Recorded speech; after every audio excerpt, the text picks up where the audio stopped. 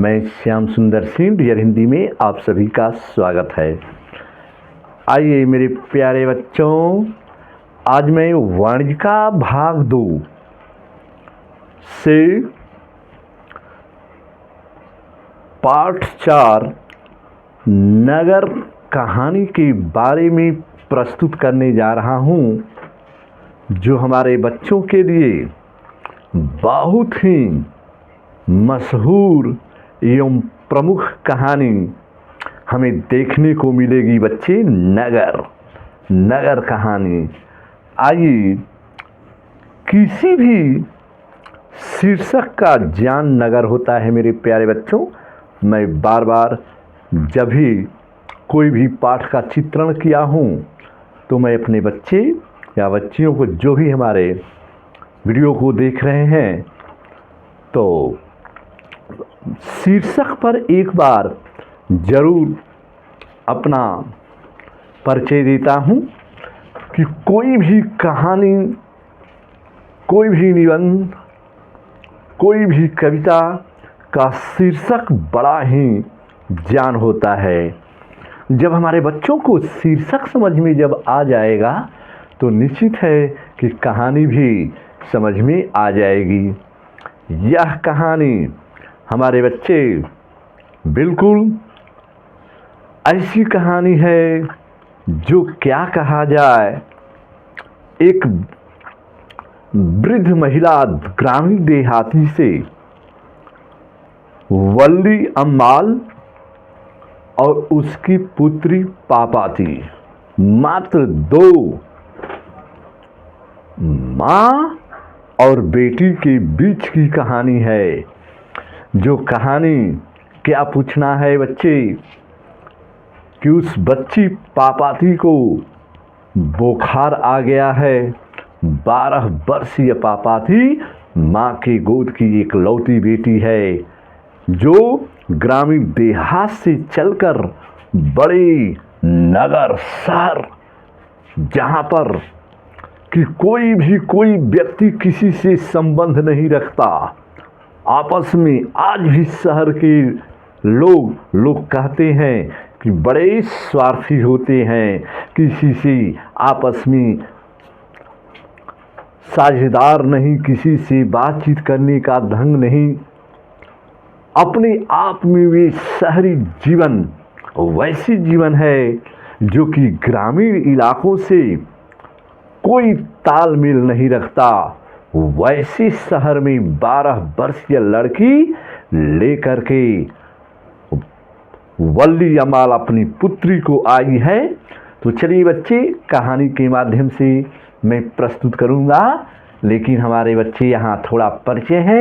हमारे बच्चे जान जाएंगे नगर मदुरई में स्थित एक बड़ा अस्पताल है। इसके हमारे कहानीकार सुजाता, जिनका वास्तविक नाम यश रंगराजन है। विधा कहानी यह तमिल कहानी है। आता है मेरे प्यारे बच्चों, जरूर याद रखिएगा कि नगर कैसी कहानी है। तो नगर कहानी हमारी तमिल कहानी है, जो तमिल भाषा में रचित कहानी है। भले ही लेकिन हमारे इसके अनुवादक के जमुना हमारे हैं बच्चे, याद रखना है। अनुवादक, जन्म इनका 3 मई 1935 ईस्वी में चेन्नई तमिलनाडु में हुआ था। यह कहानी आधुनिक तमिल कहानियाँ नेशनल बुक ट्रस्ट इंडिया से यहाँ साभार संकलित है। मेरे प्यारे बच्चों, चलिए प्रमुख पात्रों में अधिक हम नहीं जाते हैं, केवल मात्र 3-4 पात्र हैं। तो 3-4 पात्र में असली हमारे मुख्य पात्रा के रूप में वल्ली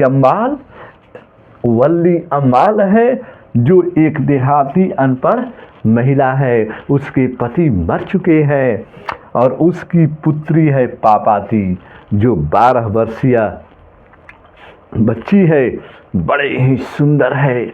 हमारी और वह उसे बुखार आ गया है, जिसको लेकर के एक अनपढ़ एक देहाती महिला जब अपनी बच्ची को 12 वर्षीय लेकर के चलती है वैसे शहर में, तो उसके साथ क्या बीतता है फिर जो है कहानी के माध्यम से हम लोग बच्चे पढ़ेंगे बेटा।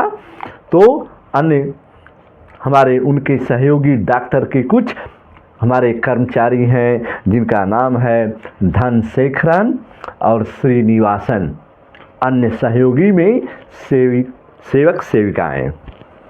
आइए बच्चे, ये हमारी कहानी बच्चे ऐसी है, तो हमारी कहानी में हम ज़रूर चाहेंगे कि हमारे बच्चे एक बार ज़रूर इस पर सशक्त निगाहों से समझने का प्रयास करेंगे कूट कर, और बोर्ड परीक्षा के लिए इसी में से वस्तुनिष्ठ प्रश्न भी बनकर आता है और प्रश्न भी आएगा। तो चलिए बच्चे, ये कहानी हमारे तमिल भाषा के सुप्रसिद्ध कथाकार सुजाता विरचित नगर शीर्षक कहानी आधुनिक नागरिक जीवन से संबंध एवं अत्यंत महत्वपूर्ण कहानी रचित है। और इस कहानी में आज के नगरीय जीवन शैली और उसके अंतर्गत अस्पतालों की व्यवस्था अथवा वहाँ की कार्यशैली को बड़ा जीवंत एवं यथार्थ चित्र अंकित किया है हमारे कथाकार ने, हमारे सुजाता नगर कहानी शीर्षक कहानी, जिसमें कोई जो है आपस में संबंध नहीं रखने वाला वैसा शहर। तो हमारे कहानीकार ये शुरू कर रहे हैं हमारे सुजाता की कहानी का आरंभ मदुरै नगर के परिचयात्मक वर्णन से होता है। क्या होता है वहाँ का वास्तविक चित्रण के रूप में दीवारों पर सटे विज्ञापनों के पोस्टरों के, उसी पानी के लिए नलों पर लाइन में खड़े हुए बच्चे और धुआं उगलती बसें, पुलिस गश्ती दलों, खादीदारी लोगों के जुलूसों आदि के संकेत से वहाँ का ये जो है झलक मिलती है, सजीव चित्रण दिखाई देता है। तत्पश्चात उसके बाद एक ऐसी लड़की की बात आई है जो आज ही इस नगर में लाई गई है। मेरे प्यारे बच्चों, नगर जिसका शीर्षक का वास्तविक चित्रण किया है हमारे कथाकार ने, नगर में लाई गई है और उसका नाम है पापाथी। पापाथी आता है परीक्षा में कि पापाथी कौन थी मेरे प्यारे बच्चों, तो कभी भी मत भूलिएगा, पापाथी वल्ली अम्बाल की 12 वर्षीय पुत्री थी। उसकी माँ वल्ली अम्माल उसे लिए मदुरै के बड़े अस्पताल के बहिरंग विभाग के बाहर बरामदे में बैठे हुए प्रतीक्षा कर रही है। पापाथी को बुखार था मेरे बच्चे, वह स्ट्रेचर पर लेटी हुई थी और उसे 6 डॉक्टर घेर कर खड़े हुए थे। उसकी अवस्था लगभग 12 साल की थी, बड़ा ही बच्ची, उसकी नाकों में लौंग था जड़े हुए और उसके बाल जो है, और इतना सुंदर देखने में वो बच्ची दिखाई दे रही थी कि देखने वाले जो 6 डॉक्टर थे उसे घेर कर खड़े थे और उसकी अवस्था लगभग 12 साल की। आता है कि पापाथी का उम्र कितना था, 12 साल की। हमारे बच्चे भूल भी जाते हैं, लेकिन 12 साल जरूर याद रखिएगा। 12 साल की उम्र वाली पापाथी को बुखार आया है। इसे तेज बुखार के कारण वह चादर ओढ़े बेहोश पड़ी थी वही अस्पताल में, जो डॉक्टर घेरे हुए थे। चलिए, नगर जिसमें आपसी न कोई सद्भावना, न कोई मैत्री का भावना, न किसी के साथ कोई भी आज भी बड़ा बड़ा नगर, बड़ा बड़ा दिल्ली, बम्बई, कलकत्ता, बड़ी बड़ी शहर का चित्रण हम लोग देखते हैं, वास्तविक चित्रण ये चित्रण हमारे तमिल जैसे महान नगर का है, जहाँ पर कोई आपसे वैसी शहर में, वैसी नगर में लाई गई है बच्ची पापा थी वल्ली अम्माल जो लेकर आई है। आगे हमारे कहानीकार बता रहे हैं कि बड़े डॉक्टर साहब ने पापाती को चेकअप किया और उसे मेनिंजाइटिस होने की बात कही। वहाँ खड़े सभी डॉक्टरों ने उसका निरीक्षण परीक्षण किया। उसकी माँ डॉक्टरों की बात समझ नहीं पा रही थी मेरे प्यारे बच्चों, और अत्यंत चिंतित थी। सिर्फ पुत्री को एकटक देखती थी, निहारती थी। उसके साथ साथ कोई देने वाला नहीं था। एक असहाय विधवा माँ है। अंत में बड़े डॉक्टर ने उसे एडमिट कर लेने का आदेश दिया और वहां से चल दिए। उनके आदेश पर डॉक्टर धनशेखरन ने वहां बैठे श्रीनिवासन को सारी बातें समझाई और स्वयं एक बड़े डॉक्टर के पीछे वे चले गए। चलिए बच्चे, डॉक्टर धनशेखरन और श्रीनिवासन, ये दो हमारे डॉक्टर। वैसे तो अन्य सहयोगी के रूप में 6 डॉक्टर उस बच्ची को देखकर खड़े थे। और इसके बाद उस रुग्ण के प्रति वहाँ के लोगों के व्यवहारों से आज की अस्पतालीय व्यवस्था का खुलासा होता है। मेरे प्यारे बच्चों, अस्पतालों की कार्यरत में कोई भी रोगियों और उनके संबंधित के साथ हमदर्दी पेश नहीं आता। वो गई है बच्ची को लेकर के वल्ली अम्माल, तो वहाँ उसके साथ देने वाले कोई कर्मचारी नहीं है। अकेल अनपढ़ देहाती ग्रामीण जो हमारी वयोवृद्ध महिला है, अब बेचारी क्या सोच रही है। वे सिर्फ खाना पूर्ति करके एक दूसरे पर काम को टकराते हैं शहर वाले लोग। वल्ली अम्माल गंवार महिला है, कुछ पढ़ी लिखी नहीं है, अतएव इसे वहाँ की कोई बात समझ में नहीं आती और बेहद कठिनाइयों का सामना उसे करना पड़ता है। इस तरह से उस तरह से कुछ समझ ही नहीं रही थी। यदि एडमिट करने की बात आती है, फिर भी वह अपनी पुत्री का स्वास्थ्य ठीक कराने की गरज से सब कुछ सहती है। उससे रोगी का नाम, पता या आमदनी आदि पूछकर एक तरफ रूम नंबर 48 में जाने को कहा जाता है। उसे रूम का ठीक से पता नहीं चलता और दूसरी जगह पहुंचती है। इसी बीच उसकी बच्ची वहीं ओपीडी के बाहर अकेली खड़ी है। यह सब सोचकर बेचारी बुढ़िया और भी घबराती है।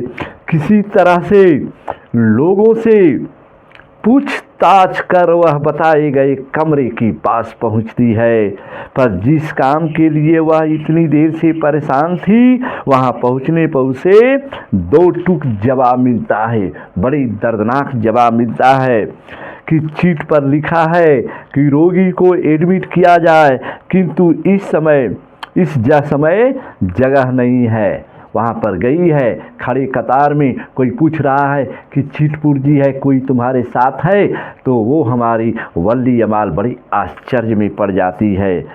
तो चलिए फिर बता रहा है वहाँ का लिखने वाला पुरजी, जो चिट के रूप में है, कल सुबह 7:30 बजे आ जाना। समझी? वल्ली अम्माल तब क्या करती, उसे अपनी बेटी की बहुत चिंता सताने लगी, जिसे वह लगभग 1.5 घंटे पहले अकेली छोड़कर आई थी।